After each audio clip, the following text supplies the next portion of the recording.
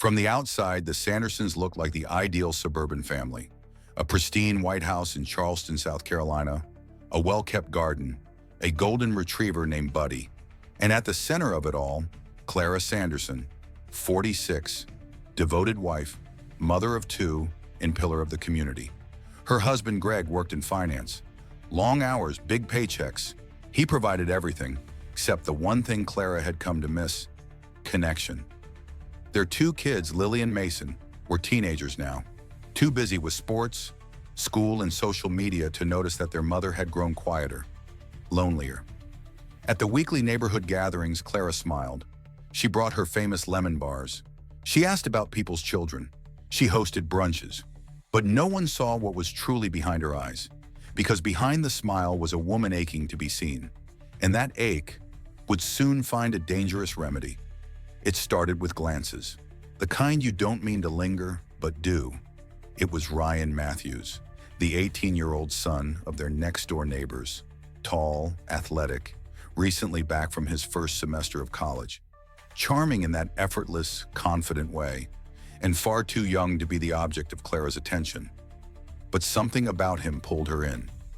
Maybe it was the way he remembered her birthday. Maybe it was how he actually looked at her when she spoke.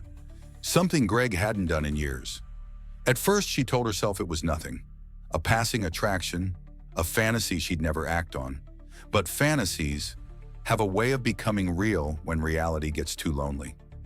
And one chilly morning in March, when Clara offered Ryan a ride home from the store, she didn't know she was opening a door she'd never be able to close. Because what started as a brief spark would become a fire that burned everything to the ground. Clara told herself it was just a moment, a fluke, a kind gesture. But late that night, she lay awake in bed, her mind looping the memory again and again. The way Ryan had smiled when she complimented his music playlist. The way his leg had brushed against hers in the car. The way he had said, "Thanks for the ride, Clara," with just a little too much warmth. And the worst part? She liked it.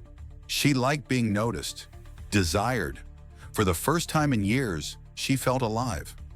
Over the next few days, their encounters increased, sometimes by accident, sometimes not. Clara would find excuses to water her front garden when Ryan was outside washing his car. He'd wave, she'd wave back, and somehow they'd end up talking for 20 minutes about nothing. And yet everything. Ryan, on the other hand, wasn't blind. He noticed the way Clara laughed a little too easily at his jokes, how her eyes lingered when he wiped sweat from his brow, and slowly, what began as passive admiration became playful provocation. He started walking by her house shirtless after his morning jog. He'd lean in too close when showing her something on his phone. Clara would blush but never stop him. It was a dance, subtle, slow, and increasingly dangerous. By mid-March, Clara's routines began to revolve around these moments. She cooked dinner faster so she could stand on the porch when Ryan got home. She wore lipstick to walk the dog. She started texting him, innocent things at first. "Saw this meme and thought of you. Thanks for helping Mason with his homework. You always know how to make me laugh." But everyone knew that texting was never just texting. It was the bridge between flirtation and intention. And before long, Ryan responded with late-night messages. "Can't sleep. You up? You looked amazing today, just saying." If I were a few years older, the game had begun. No one had made a move yet, but the board was set. The tension was thick, and neither of them, Clara or Ryan, wanted to stop. Because in this little bubble of secrecy, they both felt powerful, desired, dangerous. And when desire is fed by secrecy, it doesn't stay a game for long. March 22nd, a Thursday. Greg was out of town on a business trip. The kids were at after-school programs, and the house was quiet, too quiet. Clara stood in her kitchen, making tea she wouldn't drink. She kept checking the time. 3:07 p.m., then 3:14, then 3:22. He was late, and then 3 knocks at the door. She opened it to find Ryan standing there, in a fitted t-shirt, phone in hand, pretending to have forgotten something from the night before when he helped her son Mason with a group project. "Left my notebook here, I think." She knew it was a lie. He knew she knew, but neither of them cared. She let him in. Their eyes met. The silence was louder than any words they could have exchanged. And in that silence, everything they had been avoiding came crashing down. One moment, they were in the kitchen. The next, the notebook was forgotten. And so were the lies. They crossed the line, the one they had tiptoed toward for weeks. And once crossed, it felt like falling. Fast, breathless, and impossible to stop. Afterward, Clara sat on the edge of her bed, heartbeat still racing, torn between guilt and a twisted sort of exhilaration. Ryan lay beside her, his smile lazy, satisfied, careless. "I've wanted that since January," he said. She didn't reply, because beneath the thrill, there was fear. Fear of discovery. Fear of what she was becoming. Fear that the door she opened was now impossible to close. And yet, a part of her didn't regret it. Because for the first time in years, Clara felt seen. But what she didn't know was that Ryan felt something too. And it wasn't just lust, it was possession. The affair didn't end after that first time. It became a pattern.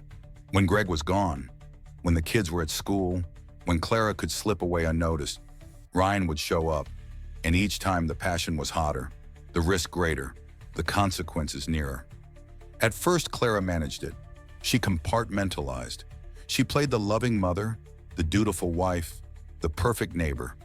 But the cracks started to show. She started snapping at Greg for no reason. She withdrew from her friends. She jumped at every unexpected doorbell ring. She was unraveling. But Ryan, he was growing bolder. He started texting her constantly, showing up unannounced, suggesting they go away together for a weekend. He called her his, told her he was falling for her, that he couldn't bear watching her with Greg anymore. Clara tried to slow things down. "We have to be careful. This can't get out. We agreed, this isn't serious." But Ryan didn't listen. He didn't want careful. He wanted everything. He threatened to tell Greg, to go to the police, to post the messages, to ruin her if she ever left him. What once made her feel alive was now killing her from the inside. She couldn't sleep. She couldn't think. She stared at the front door every night, terrified he would show up, because Ryan had stopped being her secret escape. He had become her nightmare. And Clara, she was now trapped between a life she hated and a secret that could destroy her entire world. By early April, Greg Sanderson noticed something wasn't right. It wasn't any one thing. It was everything. Clara, once composed and organized, had become distracted. She forgot appointments. She burned dinner. She didn't laugh at his jokes anymore. Her eyes were distant, haunted. And then there were the little clues. A coffee mug on the porch that wasn't his. A whiff of cologne in the hallway he didn't recognize. The way Clara jumped whenever her phone buzzed. Greg wasn't paranoid by nature. He was logical, focused. But even logic has its limits. One night while Clara was in the shower, her phone lit up. "I miss you. When can I see you again?" It was from a number he didn't recognize. But the message? Crystal clear. Greg didn't say anything right away. He needed to be sure.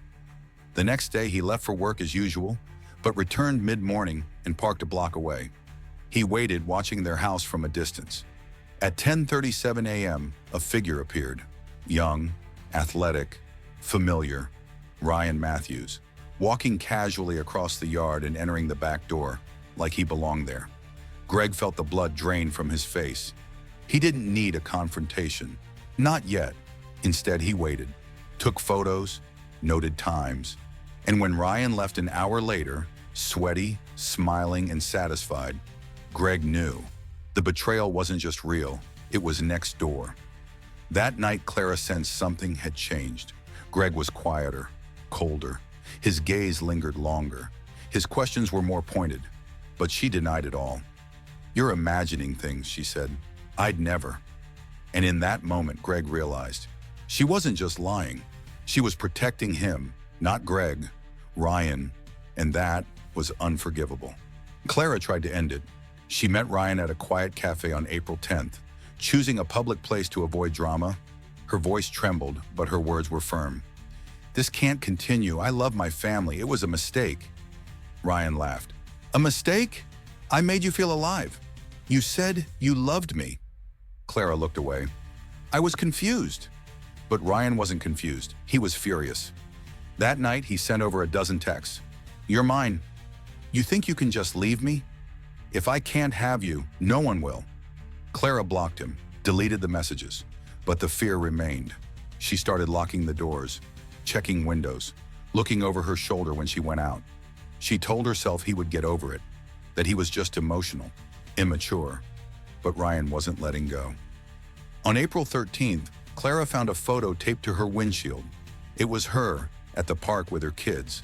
On the back, scribbled in red ink, "You have a beautiful family. Shame if something happened to it." Clara's blood ran cold. She knew this wasn't about love anymore. This was about control. Ryan wasn't a boy with a crush. He was a threat. She considered telling Greg, but how could she? After everything, would he protect her or turn on her? The walls were closing in, and Ryan? He was already planning something darker. Because when obsession becomes rejection, it turns violent. April 17th, 11:38 p.m. It was raining. The kind of rain that taps against windows like fingers trying to get in.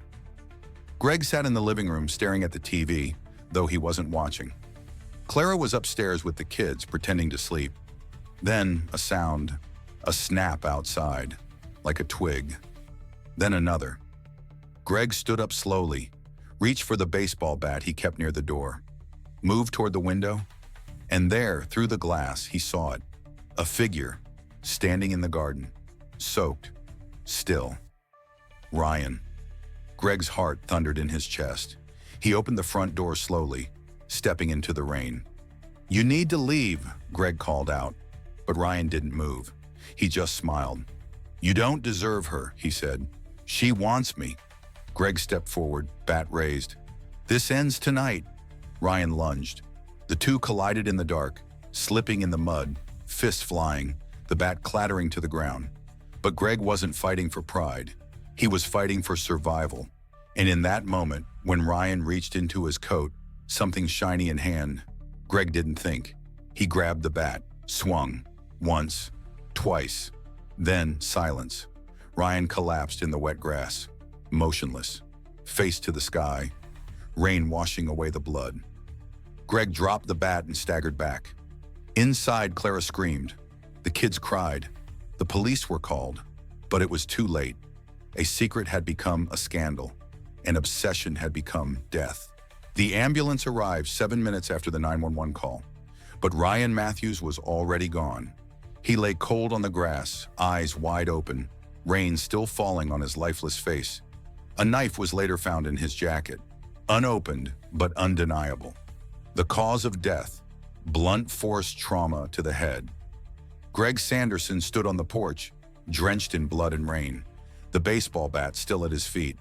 Clara clutched her children behind him, trembling not just from fear, but from truth. When the police arrived, Greg didn't resist. He told them everything, about the affair, about the confrontation, about the moment he believed his life and his family was in danger. He said over and over, "I didn't want to kill him. He attacked me." But the media didn't wait for facts. By morning, headlines read, "Husband kills teen boy in jealous rage. Suburban love triangle ends in murder." The trial was set for May 2022. The courtroom overflowed. Reporters, neighbors, parents from school. Everyone wanted to see what a broken, betrayed man looked like. The prosecution argued rage, that Greg had planned to confront Ryan and kill him under the cover of night. The defense argued self-defense, that Ryan came armed, that Greg feared for his life, that this was the tragic climax of an affair that should never have started. And then Clara took the stand. Her voice cracked, her hands trembled.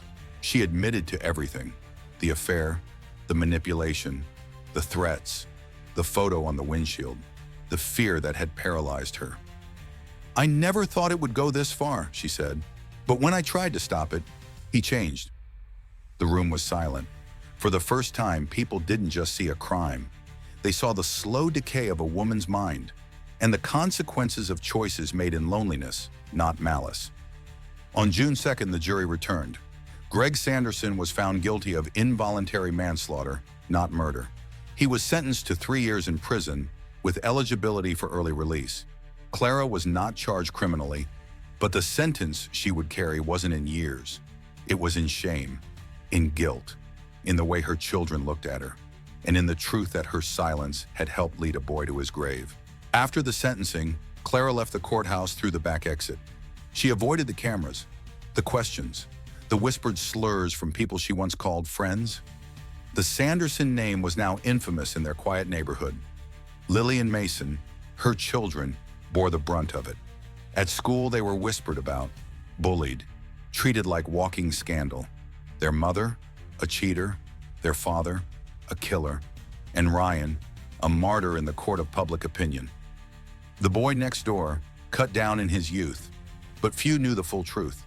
The manipulation, the threats, the obsession. Clara tried to hold her family together. She apologized, took the kids to therapy, visited Greg in prison weekly. Every time they sat across the glass, speaking in quiet, broken words, about the past, about the future, about what love looked like when everything else had fallen apart. Over time, the visits brought something they thought they had lost: forgiveness. Greg wasn't the same man who had smiled at block parties, but he wasn't the monster the tabloids painted either. He was tired, hollowed out, but still, somehow, holding on. And Clara? She took a job, sold the house, moved 2 towns over, where no one knew her face. Lily started painting again. Mason joined a new soccer team. It wasn't a fresh start, but it was a start. And as for Clara, she'd never forget Ryan's face. Not the charming smile, not the look in his eyes that last time they spoke, and not the sound of sirens as everything collapsed. She had made a choice once, one that seemed so small. A glance, a smile, a text. But choices compound, and secrets rot. And in the end, what began as a stolen thrill became a story of heartbreak, ruin, and a death no one could undo. The Sanderson story didn't end with a verdict. It didn't end with Ryan's death, or Greg's sentencing, or even Clara's quiet relocation. It lives on, in whispers, in memories, and in the painful lessons it left behind. Because this wasn't just a story about infidelity. It was about loneliness, about what happens when 2 people in a marriage stop seeing each other, about how dangerous silence can become when it fills the spaces where love used to live. Clara never set out to destroy her family, but destruction doesn't always come with intent. Sometimes it comes with a glance that lasts too long, a message that shouldn't have been sent, a lie told just once too often. And Ryan, he wasn't just a victim. He was also a warning, a reminder that obsession, when nurtured in secret, can mutate into something monstrous. And that age doesn't always equal control. Sometimes it equals vulnerability for both sides. What you feed in the dark, as they say, will eventually come for you in the light. Greg took a life that night, but long before that, this family had already started bleeding from within. So what can we learn? Talk before the silence kills you. In relationships, the absence of communication doesn't mean peace. It means danger quietly growing roots. Temptation is a test, not just of desire, but of values, of boundaries, of who you become when no one's watching. And most of all, be honest with your partner, with yourself, with the life you've chosen. Because secrets, they don't stay secrets. They grow teeth, and they bite. So the next time you feel the urge to look outside your home for something you think is missing, ask yourself, am I ready to lose everything for something that might not be real? Because for Clara Sanderson, that answer came far too late. And for Ryan Matthews, it came with a bat and a final breath.